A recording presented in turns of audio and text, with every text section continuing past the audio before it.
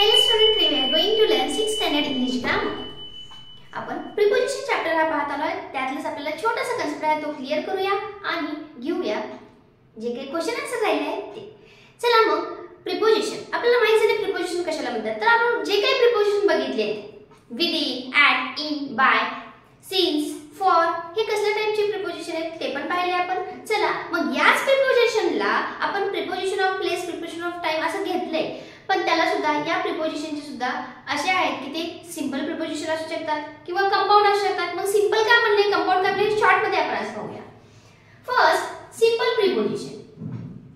Simple preposition कुठले कुठले नावातच आहे सिंपल म्हटल्यावर काय ना सिंपल त्यात कायच ऍड नाही. इन स्मॉल वर्ड, परत ॲट, बाय, इन, ऑफ या सगळ्यांना सिंपल आहेत. काही ऍड केलेलं नाही, काही नाही, सिंपल वर्ड याला म्हणायचं सिंपल प्रिपोजिशन. अजून आहे मी फक्त तुम्हाला सॅम्पल सांगते. याला म्हणायचं simple preposition in, at, by, of, in यांना. मग कंपाऊंड काय म्हणायचं, कंपेअर केलं तर तुम्हाला लक्षात येईल. आता दुसरं आहे कंपाऊंड प्रिपोजिशन. कंपाऊंड प्रिपोजिशन मग हे कुठले कंपाऊंड वर्ड आपण पाहिलेला आहे. कंपाऊंड काय म्हणजे काय, दोन वर्ड एकत्र येतात. इथं पण तेच कंपाऊंड प्रिपोजिशन, दोन वर्ड एकत्र येऊन एक प्रिपोजिशन तयार होते. विथ आउट, पहा विथ आउट, विदाउट झालं, याला म्हणायचं कंपाऊंड प्रिपोजिशन. परत with in, with in, within हे पण झालं कंपाऊंड प्रिपोजिशन. नेक्स्ट बिसाइड हे सुद्धा एक कंपाऊंड प्रिपोजिशन आहे. जर तुम्हाला एक जनरली माहिती असावं म्हणून तुम्हाला कंपाऊंड प्रिपोजिशन ऍड करा असा काही क्वेश्चन नाहीये. Just only add the preposition आहे आणि identify the which type of preposition. फक्त तुम्हाला एक ओव्हरऑल माहिती असावं की आपण प्रिपोजिशन शिकलो तर आपण शिकलो नाही असं नसावं. त्यासाठी एक छोटंसं तुम्हाला सांगते एक इन्फॉर्मेशन म्हणून. थर्ड आहे फ्रेज प्रिपोजिशन. मग फ्रेज काय आहे, फ्रेज पण तेच वन वर्ड होतं ह्याच्यामध्ये मिक्स झालं. फ्रेज मध्ये काय थोडंसं मोठं होणार आहे. ओके, फ्रेज म्हणजे सोप्या भाषेत सांगायचं झालं तर म्हणजे एखादी फ्रेज लिहून दाखवायची तर फॉर द, आपण याच्यामध्ये in place of, for the shake of असे प्रिपोजिशन घेऊ शकतो.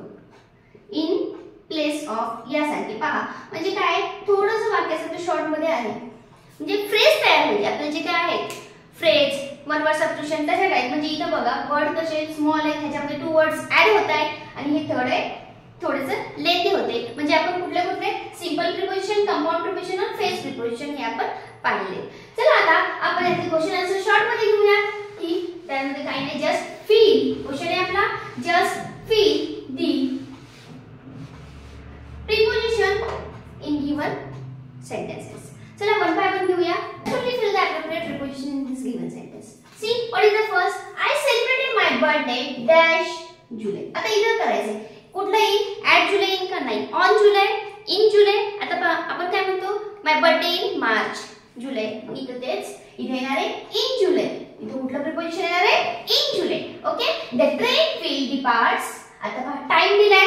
टाइम असेल तर आपण काय वापरतो, I will came at sharp 9 o'clock. मग इथे येणार आहे ॲट. इथं कुठलं प्रिपोजिशन येणार आहे ॲट 8 o'clock. ओके, किंवा 8 PM AM.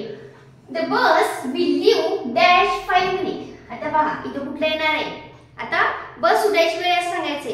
मग तिथं काय येणार आहे विदिन. आपण काय टाकू शकतो इथं within 5 minutes. Next I can not sleep. मी रात्री झोपू नाही शकलो हे सांगायचे. I can not sleep in night का ॲट नाईट. रात्रीच्या मध्ये असतं का नाही ॲट नाईट. तर काय येणार आहे at night. I can't sleep at night. I live in Delhi. कुठं देतो हे कॉमन सगळ्याला जाईल, एकदम सोपं आहे. He was be away on Friday. On Friday. Next, most students are nervous. Most students are nervous.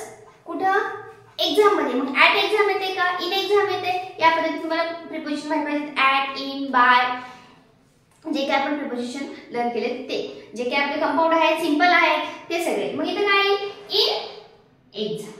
काय येणार आहे in exam. Most student are nervous in exam.